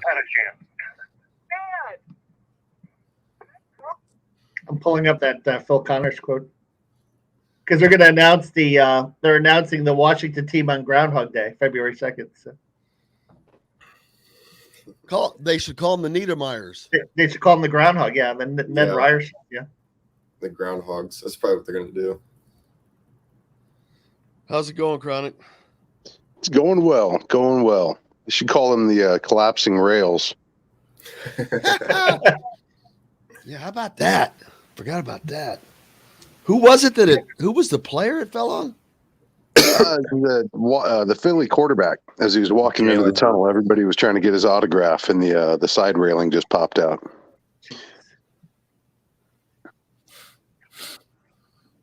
It's wild. There was a photographer who got partially stuck underneath it, and had he been, foot back, he may have been crushed by it. But there's video from an opposite angle. You see him trying to kick one of the people that had fallen on him. I think he was pissed because it was still on top of one of his expensive cameras. Back in 5, 4, 3, 2. Welcome back, Indiana Sports Beat, coming to you here on this Tuesday. Chronic Hoosier joins us now. Chronic, how are you going, man? Glad to be back. Thanks for having me. Absolutely. Happy New Year. Happy New Year to you gentlemen as well. That's right. We got the new year going. It started promptly with cold weather right off the bat. They slam shifted us right into this season, it seems like. Yeah, I'm ready to warm it back up. Indiana basketball obviously did not get the result that I'm sure you'd like to have seen against Penn State. That's probably an understatement. It's not just the result that the fans wanted to see, but likely a result this team really needed going, as they're trying to build a resume for Selection Sunday. And it's way, way, way too early in the season, to start making, sweeping statements that it's over or anything like that. But there is going to be a cumulative effect when you look at the games, the opportunities to win these games that Indiana squandered as they start to stack up. It's just going to make the hill steeper and steeper to climb. And, right now it's one of those games that puts them, I would imagine, closer to the bubble. And, it's obviously it's way, way early in the season. So who's to say how impactful it's going to be? But you certainly get the sense that kind of like Syracuse, kind of like Wisconsin, one of those games looking back, you really fear Indiana may wish things had turned out differently. They looked a little listless to me too, Chronic. They looked like they were like a step slow on loose balls. Obviously the rebounds, you remember that one possession in the second half where it seemed like that they got every offensive rebound.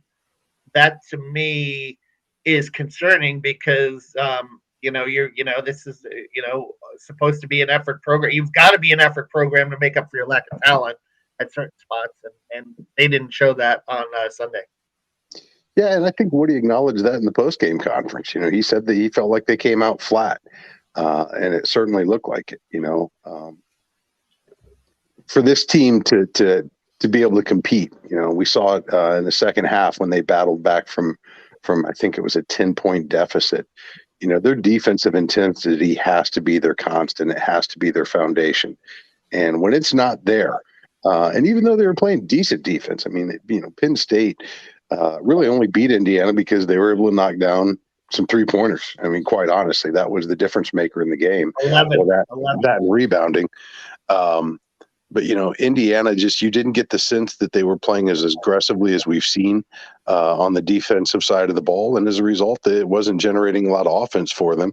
And, you continue to see an offense that can get bogged down relatively easily when it's not working for them inside in the post action they're trying to get going. Well, and the season, I was talking for Indiana, January is going to be of just uber importance because now you've lost a road game that you absolutely needed and should have won, should have had. Now you've got number 13 Ohio State coming in. You've got a very good Minnesota team coming in. You have to go on the road to Iowa. Purdue is coming in. Michigan comes in. And Illinois all by February 5th. So to me, the entire season is going to be made or broken in the next month. No, I think you're exactly right. It's certainly going to set the table for them. Right now, when you look at the resume, perhaps St. John's, I'm not sure what the net, how that rates them from a quad standpoint. They're a Ken Palm top 100 team. Notre Dame's a Ken Palm top 100 team. So, say they got 2 wins against, quality opponents. They got 3 losses against quality opponents. And other than that, I don't know that there's a whole lot else in the balance other than just fluff that they can really hang their hat on right now. So with each one of those games that, you could have, should have won, it just raises the stakes on the next one. I don't know whether or not Indiana is going to be a favorite against Ohio State. I doubt it. I think it's going to be a tight line.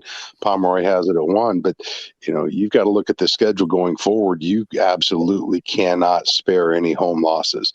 It just cannot happen. They have to hold serve. They have to hold home court, and they've got to start figuring out a way to steal some of these games that they're projected to lose. Because if it goes according to plan, at least according to the projections right now, Pomeroy has them finishing 10-10 in conference, 19-11 overall. That's not a position you want to be in come the Selection Sunday. I don't think, and I think most fans agree. I think the program agrees. This is a season where they've got to find themselves into the tournament, just to establish some momentum, just to end the streak that they have going right now of tournament absences. For a coaching staff that's trying to rebuild a program, momentum's everything, perception's everything. And right now, Indiana is probably just perceived as a rather mediocre team at this moment based off the results they've posted so far. Absolutely. Is Trey Galloway going to be available for Ohio State? Is he back yet? Woody kind of hinted that way. I think he indicated that he expects to have him back game ready this week. So we'll see. And, as much as you would like to see the rotation contribute a little bit more, you see a staff that's probably going the opposite direction. It seems like Woody's shortening the rotation, shortening his bench. Barely gave his reserves hardly any minutes last game. With the exception, I think, of Finney, who pulled 24 minutes. Geronimo got 9. Tamar Bates saw 6 minutes. Michael Durr saw 5 minutes. Anthony Leal saw 5 minutes. And it's understandable. I don't think he got the juice off the bench that he was looking for that game, save for perhaps some plays from Geronimo. But that's, this isn't Indiana women's basketball. You don't have a starting 5 that has the endurance or the skill to carry you for a full 50 or for a full 40 minutes right now. This team's got to find a way to get some more production from its bench. And quite frankly, it's got to find a way to get more consistent production from its backcourt.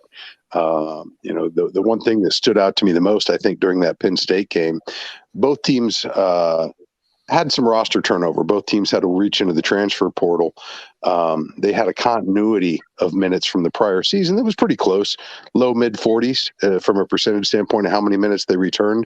But what stood out to me, I think, the most was Penn State currently ranks 5th in the country in total roster experience, and they have the 5th amount, or the 5th highest amount of old heads on that roster. Indiana's in the, I think, 303, 302 in that category. And they just played like a more mature, experienced team. I don't think they necessarily played like a more skilled basketball team, but they played like you would expect a team that had a lot more veterans to play in defending their home court. And one thing these guys have got to learn, I don't care who you're playing in the Big Ten, when you go on the road, you better expect an absolute gauntlet that you're going to have to run. Even in a paltrily attended gym with a generally lousy fan base, they've got to find a way to bring their own juice. And it's got to start on the defensive end, quite frankly. And Harar gave Trace Jackson Davis problems in that game. I mean, Trace scored 20, but he needed 15 points and only 5 rebounds. Harar had 12. The physical matchup with Trace and Harar was not good. And this is where Trace's inability to develop a perimeter game hurts, because all you're doing is parking him in the post. You're not drawing Harar out, and that's a problem. No, it's very much a problem, and I think you see that reflected not just in the overall offensive efficiency, but in the effectiveness of the guards. I mean, how many times did you see players try to drive the lane, and it was just way too clogged, way too congested to get a good look, and often producing turnovers or generating bad shots because the spacing just isn't there right now, and they got to find a way to get back to that, because for an offense that's really as limited as what Indiana's running right now, spacing and ball movement are everything for them. And when you see the spacing compacted and the ball movement stagnate, that usually spells bad things for Indiana's offensive output. Yeah, even with that loss, they only dropped to 31 in the Ken Palm, which was a little surprising. I saw someone said, Tim said their net ranking is now 48. So this has not killed them, but they have got to find some ways to make this up.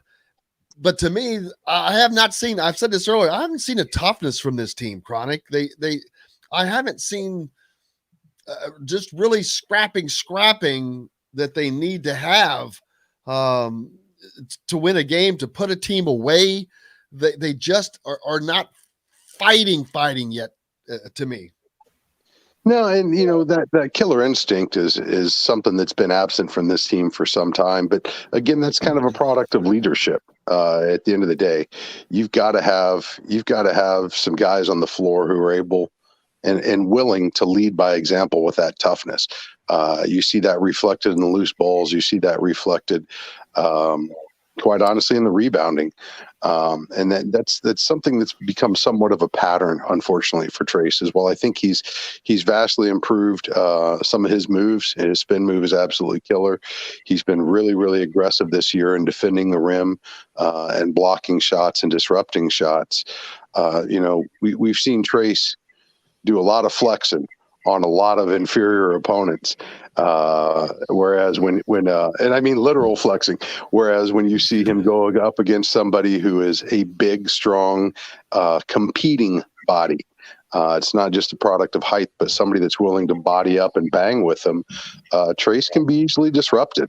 And that's something that I would imagine NBA scouts are paying attention to right now, because quite honestly, everybody, whether it's in the G League or the NBA, that's playing in the post is big and there to bang. And Trace cannot see the drop off in his effectiveness when he's faced with those type of players, because quite frankly, this is a league that's chock full of them. There's going to be a lot of banging for the remainder of the season. He's got to find a way to play through it and get his, and at the same time keep his teammates involved, because as we're seeing, there's a myriad of defensive schemes being thrown at him right now. They've got to find a way to read and react to that effectively as the season goes forward, because this team, we all know it's going to ride or die with Trace, but you've got to have more production from the other guys on the floor. It can't just be the Trace show.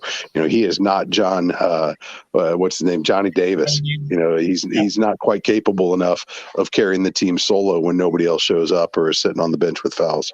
Well, I mean, he did that in the Marshall game, right? But that was Marshall. But I think too, like I noticed, Chronic, there was one play where, and they kind of had a mashup on Lee, where they kind of faced him up a little bit and he stepped out and he just kind of drove by him and blew by him. And I don't understand why they're completely wed, especially when you have a physical mismatch with a guy like Carrar, of just him playing back to the basket. I mean, just have him face up a little bit, and you could probably let him use his athleticism. You could probably generate a little more that way than just have him, parked in the post against a bigger opponent like Carrar. I just like it. That's something that I don't always get when they're facing, bigger bigs like a Miles Johnson too last year, for example. Well, one thing I think that maybe plays into that, I would love to see some advanced stats, some synergy stats on Trace's effectiveness when he has to take more than one or two dribbles in order to get to the rim. I'm not saying he's not capable of doing it. We've just seen, I don't want to say repeatedly, but repeatedly, we've seen Trace can struggle. The further out he is from the basket, I think the lower his effectiveness becomes. And I think part of that too is spacing, though. You've seen a lot of those instances where he's been set up a little further up the lane than what he would normally like to. And, it's one thing to have a double collapse down on him. It's an entirely another thing when the double team is coming from a guy that's only a couple feet away from him. I think that's just reflective of some of the spacing issues Indiana continues to have. And I think we saw that on display in some of those turnovers where, they do get the ball to him, but there's just way too much traffic, way too many guys stripping around him in order for him to be really effective and get himself into a position where he can play more of that face-up game. Yeah, my point is he's been here 3 years. Why hasn't that been developed? That's, and that's part of the point too. And some of that's probably on him and some of that's probably on the coaching staffs or putting in that work over the summer that you need to put in to become a more well-rounded player. I mean, everyone, and we've seen this in the NBA where you don't have schoolwork, but you've got to add to your game every year. And Trace isn't doing that. And the coaching staff isn't doing that. And that to me is part of what's holding this team back, in my opinion. Yeah, I would agree with that. And I would extend that even further. I mean, how many times do you see Indiana pass the ball to a guy that's in motion as opposed to passing the ball to a guy who's stationary? Not counting the weave handoffs at the top of the key or on the perimeter. Again, it's ball movement, it's motion, and it's spacing. And we've seen them lacking in that here recently, at least against top opponents. And that's one thing I've seen quite a bit here in the last week. You're starting to see maybe the effects of a diet that was built so heavily on cupcakes to start the year. Absolutely. Chronic, appreciate you, brother, as always, and glad everything's going well. Happy New Year, and look forward to chatting with you again soon. Happy New Year, fellas. We'll see you next week. Thank you, sir. Chronic Hoosier, brought to you by our good friends at Andy Moore Honda. If you're looking for a Honda, no place to get one, then Andy Moore Honda Bloomington. They've got the deals, $0 down, 0% APR financing. You can get all kinds of great deals at Andy Moore Honda. Is where you should be going. We got to take a break. When we come back, talking more.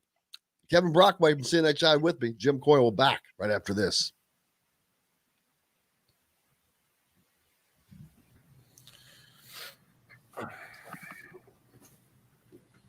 So, Kevin, were you watching the Jets game on Sunday? Yeah. So what were they saying about AB on the broadcast? Because I didn't get to watch the broadcast. Well, no, I was watching it. They had the sound down, but apparently what happened was he, I guess he had like an ankle injury, and the coaches wanted him to go back in. He didn't want to go back in, and then he just went nuts. Yeah, and he took off his shirt and tried to get an Uber, and yeah, it was just bizarre. The whole thing. He tried to get a state trooper first. Yeah. I do believe that. But there were the guy that drove him to the airport did like a bunch of media appearances the day after, like went on podcasts and stuff, and like it was crazy. So.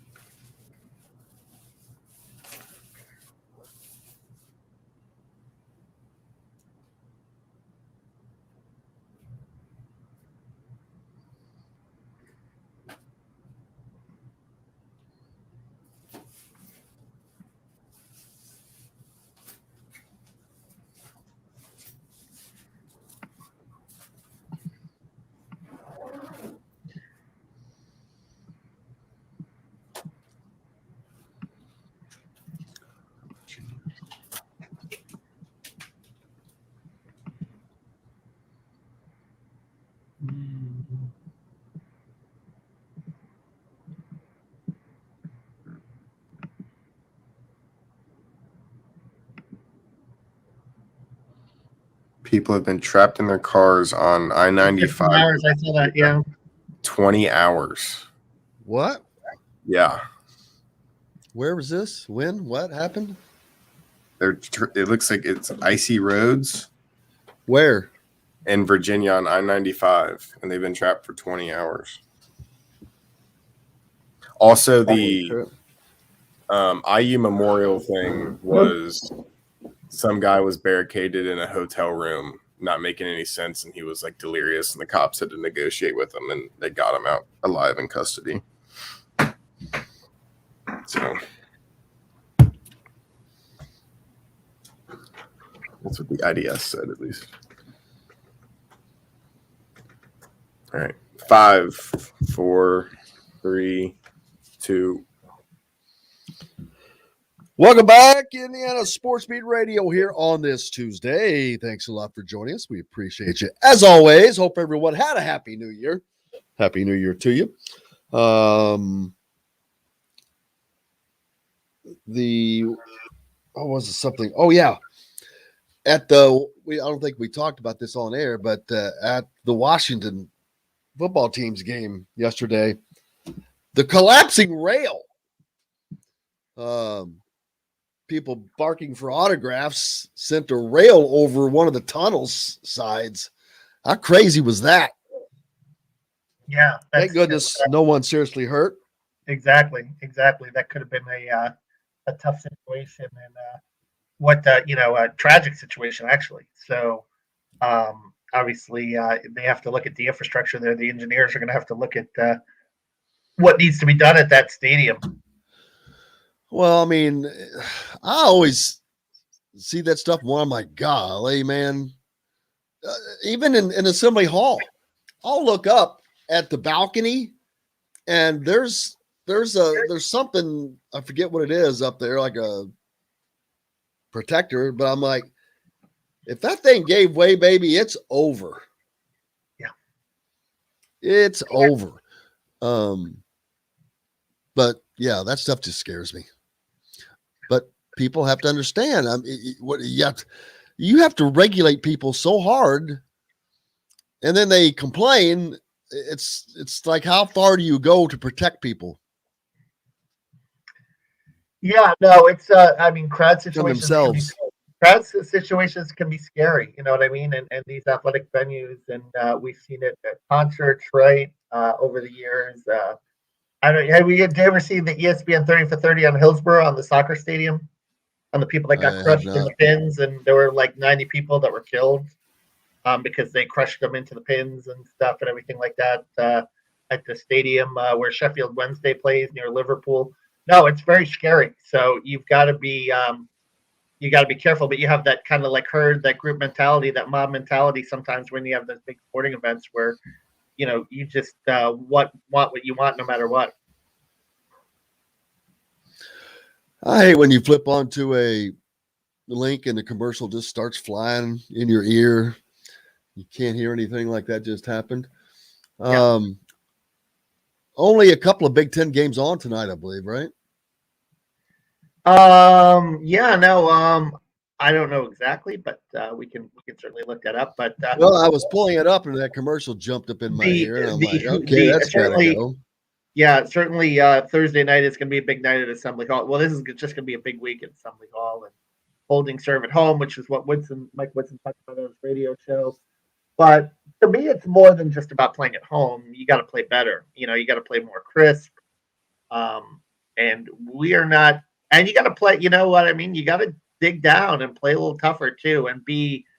I don't know if it's so much the physical toughness as it is the mental toughness of coming up with a play in the last 5 minutes, coming up with a basket, not, you know, whiffing on a wide open lay-in the way Trace did. And listen, Trace has done some great things in this program the last 3 years. And, you know, Lord knows what kind of basketball team this would be without him.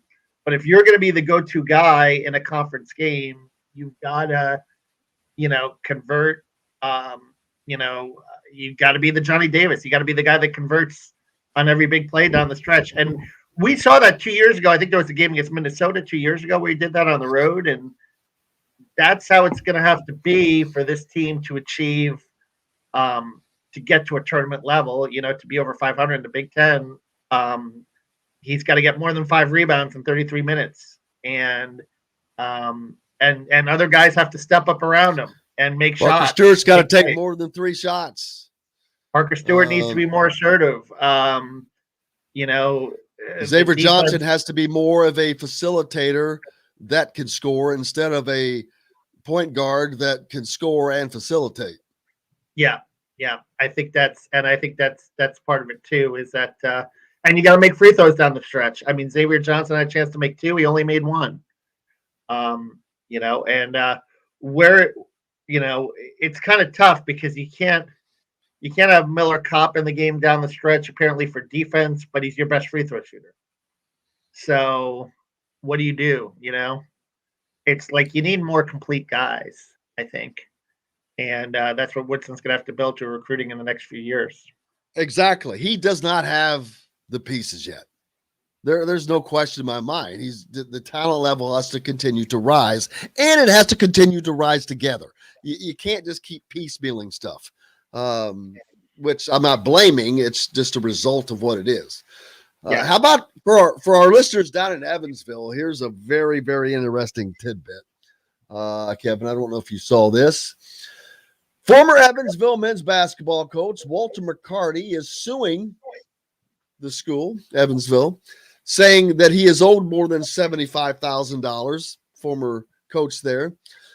The lawsuit filed, this is from ESPN, lawsuit filed December 20th by attorney Jonathan Little says McCarty is owed $48,000 for an exceptional fundraising bonus for the 2018-2019 season and another amount for the 2019-20 season that is undetermined, but about which is believed that this amount is equal to or greater than his first season. The lawsuit, here's my favorite part. Here is my absolute favorite part. The lawsuit also alleges that Evansville fired McCarty because it could not afford the contractual obligations resulting from Mr. McCarty's success. And if you don't know the story, he was fired for reasons that, how would you explain it, Kevin?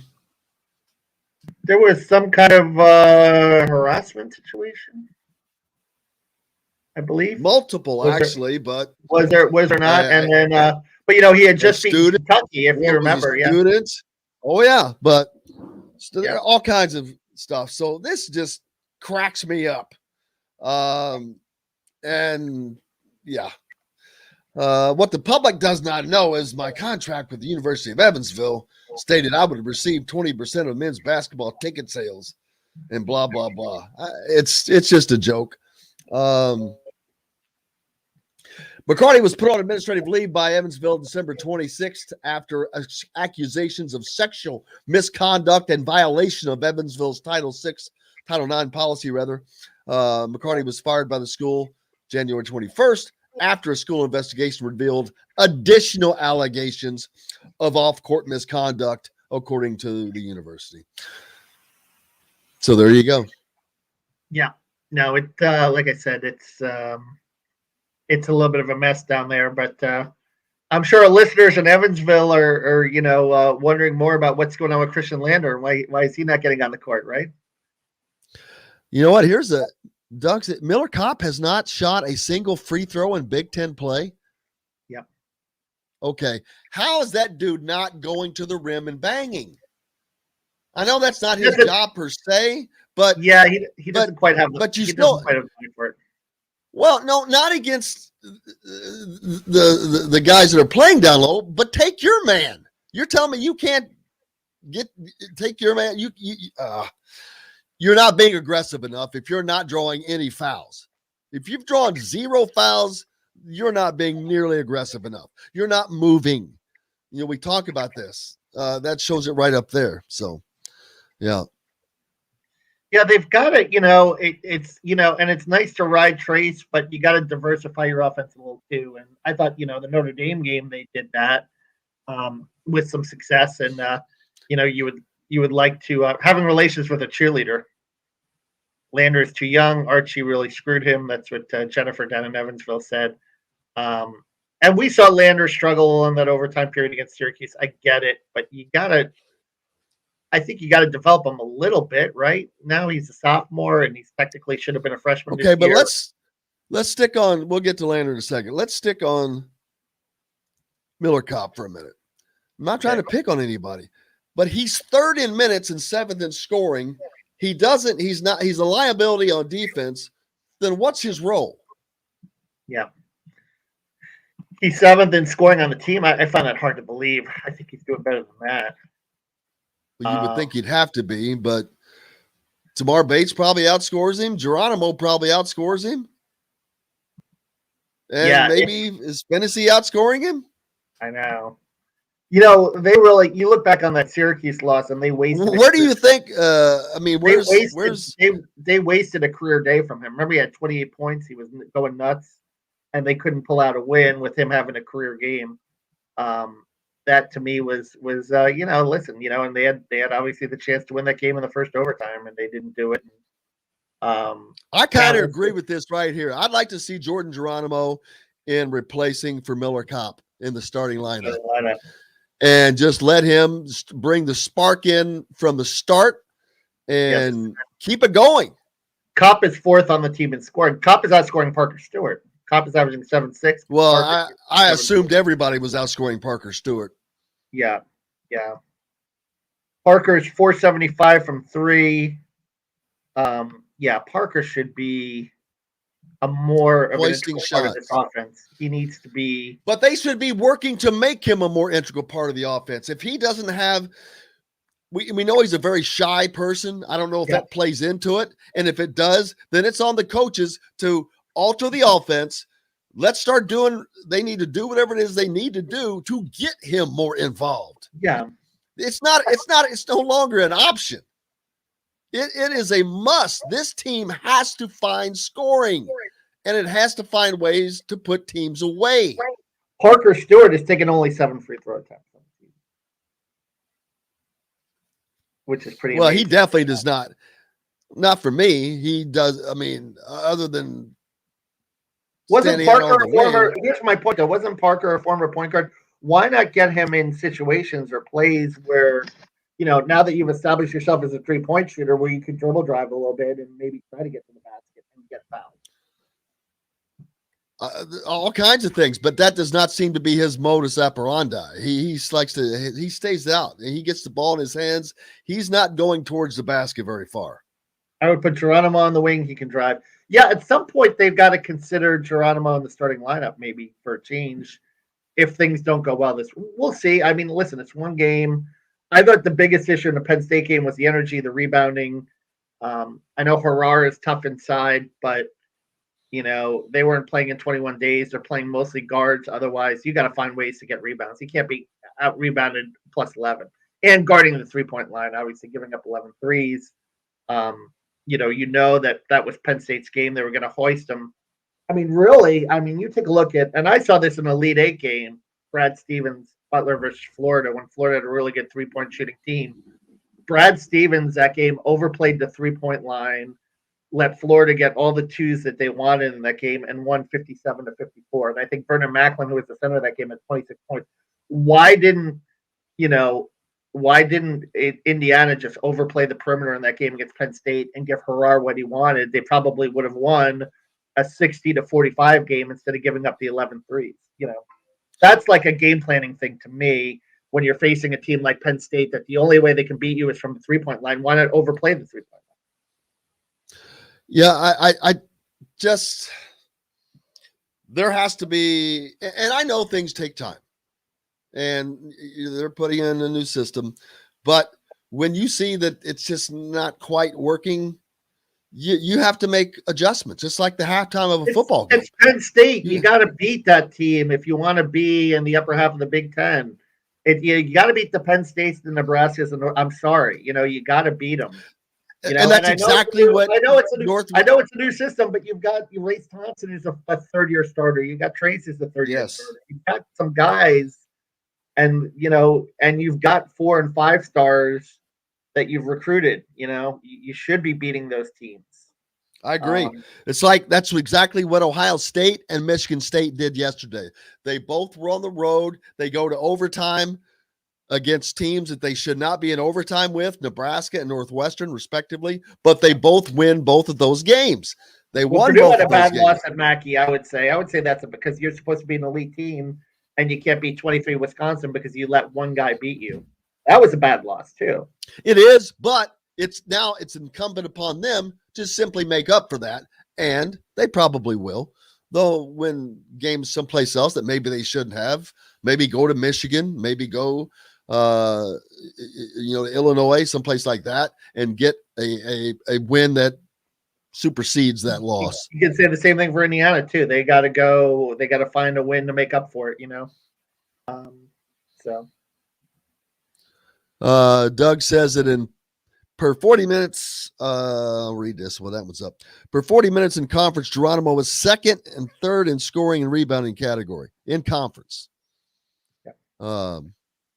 So we'll pull those. Yeah, I was looking at those same numbers. But yeah, I think there's only 3 conference games, so there's too few conference games. Yeah, too small of a make that determination. It's too small of a sample size right now, I think. Yeah, but the thing is, 2 of those 3 games were against substandard Big Ten teams. Yep, that's the scary part. Yeah, and actually, if you want to take it a step further, how good is Wisconsin? So you're talking about 3 potential teams in the Big Ten that may be in the lower 4th. I mean, Wisconsin just beat Purdue. Wisconsin, and they've got arguably one of the best players in the country right now, Johnny Davis. Oh, it was Wisconsin. Might be pretty good. Yeah, Wisconsin might be pretty good. But Nebraska and Penn State, I think you got to win both of those, and you only won one. Well, of course you do. And so where can Indiana find a win? Crazy thing is this, Jim. Purdue and Indiana both have the same Big Ten record at 1-2. Who would have thought that? Yeah, but schedule's a little different. Exactly. Schedule's a little different. What's coming up next for you, sir? Yeah, college football playoff coverage all week. I didn't look at this. How about that? Where did you get that? Does it matter? Meet the Mets. Meet the Mets. I picked that up just for you. Up and greet the Mets. Hot dog, green grass, all on the chain. That's what you got to say. Have a heck of a day, right? I don't need you to sing. I don't want you to sing. Please stop. Yeah. Another fun day. Thanks a lot to Mike DeCourcy, Chronic Hoosier. Thank you. Yeah, I'll bring this to the game. Yeah, that's very nice of you. I'm a nice guy. You're a kind soul. But fun times as always. I cannot thank you guys enough, though. Without you all, we wouldn't be here. Appreciate you all so much. We're back tomorrow to do it again. Look forward to it as we'll see what happens tonight with the games and start previewing the Ohio State game as well. I hope make sure you give Kevin a follow at Kevin Brockway G1 and myself as well at Jim Coyle ISB. Until tomorrow, go out and have yourselves a good day. I'm Jim Coyle. I will see you on